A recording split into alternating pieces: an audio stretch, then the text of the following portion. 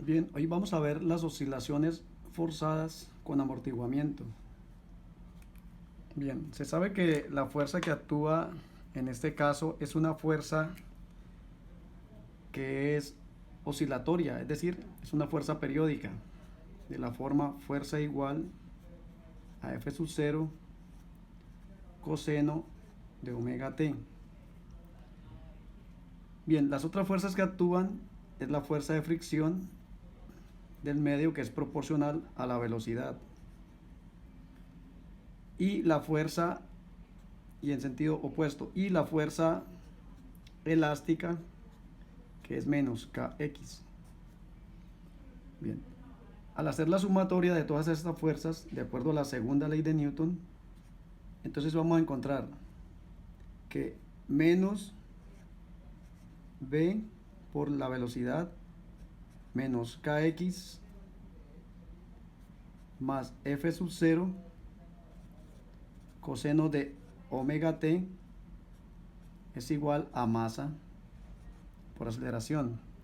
Si reorganizamos la ecuación y al mismo tiempo vamos a dividir sobre m y expresamos la aceleración en forma de la segunda derivada de x con respecto al tiempo, entonces la ecuación nos queda, pasamos estos términos negativos a sumar con la aceleración y me queda más v sobre m por la velocidad, pero la velocidad es la primera derivada de la posición con respecto al tiempo, más k sobre m por x, y el término de la fuerza queda al otro lado, dividido sobre m. Bien, ahora ya sabemos de que b sobre m le vamos a llamar gamma y k sobre m es omega sub 0 cuadrado. Reescribimos la ecuación. Entonces ahora lo que queremos hacer es usar el exponente complejo para darle solución a esta ecuación. Si tenemos la solución compleja de la forma z igual a e a la j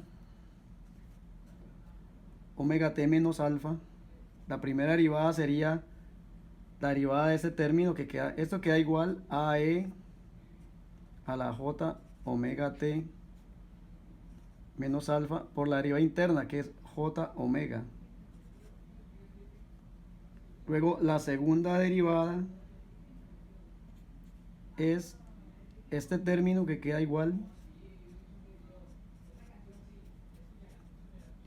por la derivada interna, que es j omega, pero al multiplicar por j omega queda j omega cuadrado, entonces da menos omega cuadrado. Entonces, si la ecuación diferencial la expresamos en la forma segunda derivada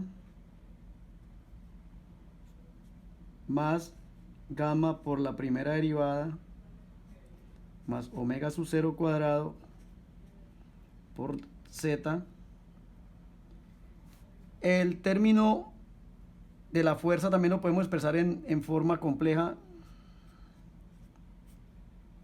siguiendo la forma e a la j omega t. Es decir, consideramos que esta es la parte real y que hay un término complejo. Luego, si reemplazamos las derivadas, vemos que la segunda derivada es menos omega cuadrado. Perdón, menos omega cuadrado por a. Por el factor e a la i omega t, pero observen que todos estos términos al reemplazarlos acá quedan con e a la i omega t y lo voy a dejar por fuera. Entonces me queda menos omega cuadrado más gamma por z prima, que es j omega, más omega sub 0 cuadrado por z, pero z es a e a la i omega. Entonces todo esto va a quedar multiplicado. Bueno, aquí todos quedan multiplicados por a. Lo que voy a hacer es que voy a dejar el término exponencial por fuera. Y esto va a ser igual a f sub 0 sobre m e a la j omega t. Observen que si yo expreso este término aquí como e a la omega, a la j omega t por e a la j menos alfa, se cancela el j omega t con el e a la j omega t de acá. E a la j omega t de la derecha con el e a la j omega t de la izquierda. Entonces esta ecuación quedaría en la siguiente forma. Menos omega cuadrado a más gamma j omega a más omega sub 0 cuadrado a e a la menos j alfa igual a f sub 0 sobre m. Pero este término e a la menos j alfa lo voy a pasar al otro lado. Y entonces me queda de la siguiente manera. Y aquí voy a asociar estos dos términos que son reales y este es un término imaginario. Entonces me quedaría así. Omega sub 0 cuadrado menos omega cuadrado factor de a más j gamma omega por a. Y este término queda en el otro lado y me queda f sub 0 sobre m e a la menos j alfa. Perdón, como lo paso al otro lado, entonces queda positivo. Ahora, como sabemos de que este término lo podemos expresar en términos de los cosenos, entonces me quedaría f sub 0 sobre m factor de coseno alfa más j seno alfa. Entonces, como vemos, queda un término real y un término imaginario a la izquierda igual a la derecha. Un término real que es f sub 0 coseno omega t, omega alfa, y un término imaginario a la derecha que es f sub 0 sobre m seno de alfa. Entonces, esos dos términos se igualan.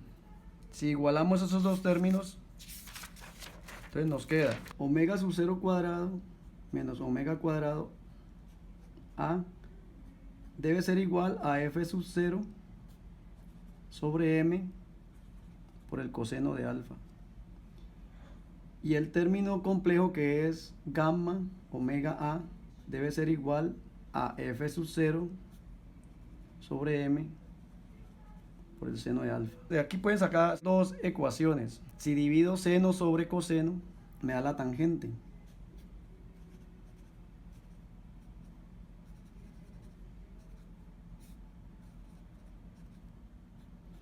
Al dividir seno sobre coseno se cancelan los f sub ceros y me queda que esta tangente es igual gamma omega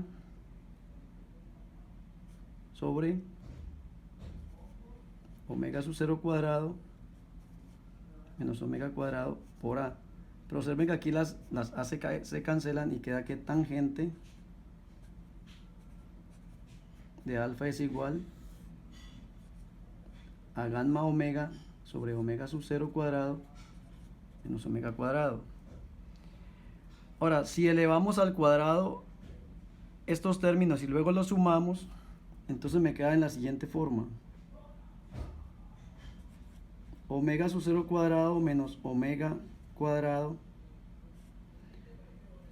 al cuadrado por a al cuadrado. Le sumo gamma cuadrado, omega cuadrado, a cuadrado. Y esto debe ser igual a f sub 0 sobre m, todo esto elevado al cuadrado, por el seno cuadrado más el coseno cuadrado, que eso es 1. Entonces, bien, aquí factorizo el a cuadrado y me queda a cuadrado factor de omega sub 0 cuadrado menos omega cuadrado al cuadrado más gamma cuadrado, esto es factor de a, y esto es igual a f sub 0 sobre m, todo esto elevado al cuadrado. Bueno, esta sobra aquí. Entonces observen que de aquí queda es gamma omega cuadrado. ¿qué me queda?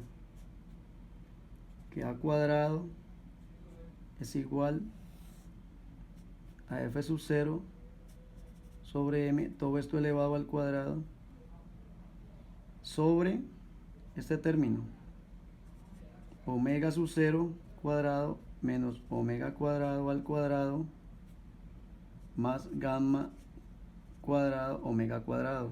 Y saco la raíz cuadrada y me queda que esto es igual a f sub 0 sobre m por omega sub 0 cuadrado menos omega cuadrado al cuadrado más gamma cuadrado omega cuadrado a la 1 medio.